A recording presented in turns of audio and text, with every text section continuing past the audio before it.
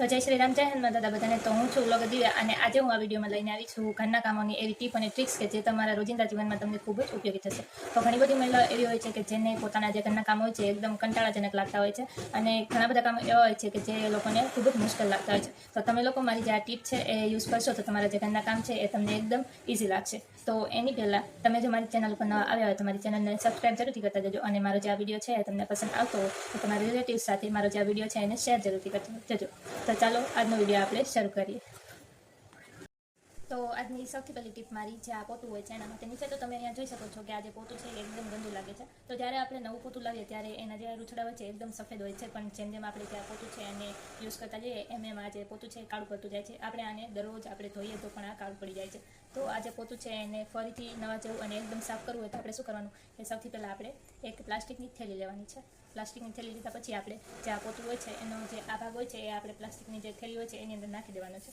પછી એ થેલીની અંદર આપણે નાખવાનું છે એક ચમચી મીઠું, ડેટોલ અને બેકિંગ સોડા નાખવાનો છે અને જે ટોયલેટ સાફ કરવાનું કોઈ પણ લિક્વિડ તમારી પાસે હોય એ નાખવાનું છે. જાણે કે હાર્પિક તમારી પાસે હોય તો હાર્પિક એની અંદર નાખી દેવાનું છે અને એ પોલિથીનની અંદર આપણે થોડુંક પાણી નાખી દેવાનું છે. પછી આપણે જે પોલિથીન હોય છે એને ગાંઠ પાડી દેવાની છે અને 5-10 મિનિટ સુધી આપણે જે આપણું પોતું હોય છે એને એ પોલિથીનની અંદર રહેવા દેવાનું છે.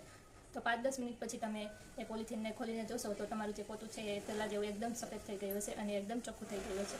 તો આવી રીતે તમે જે તમારું પોતું હોય છે એને પહેલાં જેવું નવા જેવું અને એકદમ સફેદ કરી શકો છો. તો આ જે ટીપ છે એ જ્યારે પણ તમારું પોતું આવી રીતે ગંદુ થઈ જાય ત્યારે તમે જે આ ટીપ છે એને યુઝ કરી શકો છો. તો આ જે ટીપ છે તમને કેવી લાગી એ મને કોમેન્ટમાં જરૂરથી જણાવી દેજો અને આ ટીપ તમને પસંદ આવી હોય તો મારી ચેનલને સબસ્ક્રાઈબ જરૂરથી કરી દેજો. તો આની પછીની ટીપ આપણે જોઈ લઈએ. તો પછીની ટીપ મારી પરાઠા માટેની છે. તો આપણે ઘરે પરાઠા તો બનાવતા જ હોઈએ છીએ. તો ઘણી વખત એવું થાય કે આપણે પરાઠા બનાવતા હોઈએ ત્યારે જે પરાઠા હોય છે એનો જે આપણે લૂવો કરીએ અને પછી આપણે જે પરાઠો હોય છે એને બનાવવા માટે એને વણીએ ત્યારે એ જે પરાઠો હોય છે એ એકદમ ફાટી જાય છે અને અથવા તો આપણું જે વેલણ હોય છે એની સાથે ચોંટી જતું હોય છે. તો એવું ના થાય એના માટે આપણે શું કરવાનું કે સૌથી પહેલાં આપણા ઘરમાં જે રોટલી પડેલી હોય છે એ આપણે રોટલી લેવાની છે. એક રોટલી લેવાની છે. પછી એને 5-1 મિનિટ સુધી આપણે જે આપણું ફ્રીજ હોય છે એની અંદર રાખવાની છે. પછી આપણે એ રોટલીને ફ્રીજમાંથી બહાર કાઢી લેવાની છે અને પછી આપણે એ રોટલીને જે પાટલી હોય છે એની ઉપર મૂકવાની છે અને એની ઉપર આપણે જે કોરો લોટ હોય છે કોરો લોટ પાથરી દેવાનો છે અને પછી આપણે જે પરાઠા બનાવવાનું જે આપણે લોટ બાંધ્યો હોય એમાંથી એક લૂવો કાઢીને આપણે જે રોટલી હોય છે એની ઉપર મૂકવાનો છે અને પછી આપણે પરાઠો જે હોય છે એને વણવાનો છે. તો એવી રીતે તમે પરાઠા બનાવશો તો તમારા પરાઠા ક્યારેક પણ ફાટશે નહીં અને ક્યારેક પણ જે વેલણ હોય છે એની સાથે ચોંટશે નહીં. તો આવી રીતે તમે પરાઠા બનાવી શકો છો. તો જ્યારે પણ તમારે પરાઠા બનાવવામાં આવી પ્રોબ્લેમ થાય ત્યારે તમે મારી જે આ ટીપ છે એ જરૂરથી ટ્રાય કરી શકો છો. તો આપણે આની પછીની ટીપ જોઈ લઈએ.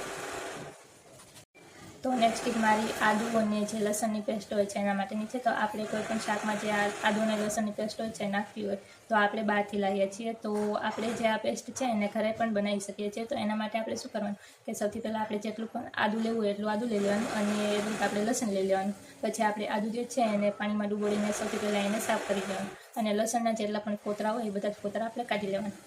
પછી આપણે શું કરવાનું કે આ જે બે વસ્તુ છે એને આપણે મિક્સરમાં નાખી દેવાની અને એને થોડું દળી નાખવાનું.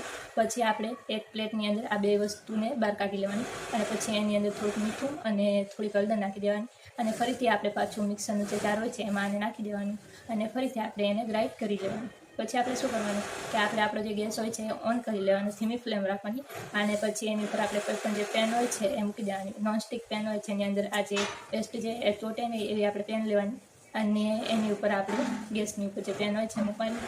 પછી એની અંદર આપણે થોડુંક તેલ નાખવાનું અને પછી એની અંદર જે આપણે પેસ્ટ બનાવી એ નાખવાની અને પછી આપણે એને થોડી ગરમ કરી લેવાની. પછી આપણે કોઈ પણ જે પ્લાસ્ટિકનો ડબ્બો હોય છે એની અંદર જે આ પેસ્ટ હોય છે એ નાખવાની અને પછી આપણે ફ્રીજમાં મૂકી દેવાની. તો આવી રીતે તમે જે લસણ અને આદુની પેસ્ટ હોય છે ઘરે બનાવી શકો છો અને 5-6 મહિના સુધી તમે એને સ્ટોર પણ કરી શકો છો.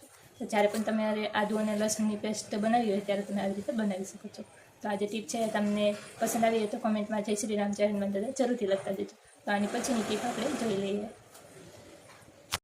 તમારી છેલ્લી ટીપ જે પંખો હોય છે એના માટેની છે. તો આપણે જ્યારે પંખો સાફ કરવો હોય ત્યારે આપણે 2 જણાની તો જરૂર પડે જ છે અને એની સાથે પહેલાં આપણે પંખાને ઉતારવાનો, પછી એના જે પાંખડા હોય છે એને આપણે અલગ કરવાના, પછી એને ધોવાના, પછી આપણે એને લૂછવાના, પછી આપણે પાછો પંખો ઉપર ચડાવવાનો. એવું બધું આપણે પંખો સાફ કરવામાં એટલી બધી સ્ટ્રગલ કરવી પડે છે. તો એવું ના કરવું હોય તો એકલા જ આપણે જે પંખો છે એને ફક્ત 10 જ મિનિટમાં સાફ કરવો હોય તો કઈ રીતે કરવાનું.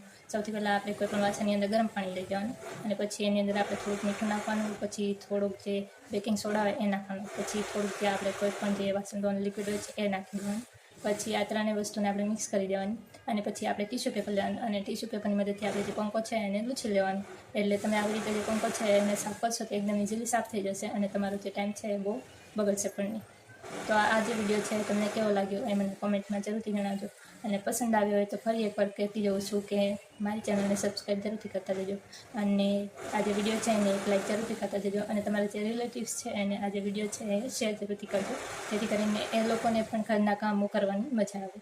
તો કાલે પણ હું મળીશ તમને આવા જ વિડીયો સાથે. તો જય શ્રી રામ, જય હનુમાન દાદા બધાને. અને કાલે પણ તમારા માટે ઘણી બધી એવી ટિપ્સ લઈને આવીશ કે જે જોવામાં તમને મજા આવશે અને તમે એનો ઉપયોગ કરશો તો તમને ઘરના કામો કરવામાં પણ ખૂબ જ મજા આવશે. અને તમારે એવી કાંઈ ટીપ જાણવી હોય કોઈ પણ વસ્તુની તો એ પણ મને કોમેન્ટમાં જરૂરથી જણાવજો. તો હું તમારે કોઈ પણ વસ્તુ જે હોય છે જે કામ કરવામાં તમને ખૂબ જ તકલીફ પડતી હોય અને તમારે એનો જે ઇઝી આઈડિયા જોતો હોય તો મને કોમેન્ટમાં જરૂરથી જણાવજો. તો હું તમને એનું સજેશન જરૂરથી દઈશ. તો બાય બાય, કાલે મળીશું આપણે આવા જ વિડીયો સાથે.